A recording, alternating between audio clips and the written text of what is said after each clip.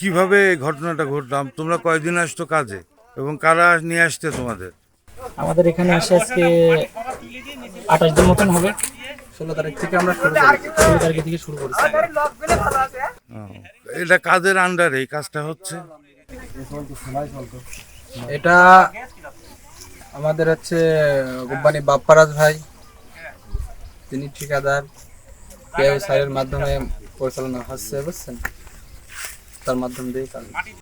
এই কাজটা তোমাদের এই যে স্ক্যাভিটারটা পুড়ে গেল, পুরাই দেয়া হলো, কিভাবে কি ঘটনাটা ঘটলো গত রাতের একটু বলবা? তখন আনুমানিক রাত লাগান 12:15 এমন বাজে। আমরা তখন গাড়ি চালাতেছিলাম। এখানে আমার দুটো নাইট গার্ডার আমাদের লাগান বিকুর হেল্পারটা শুয়েছিল।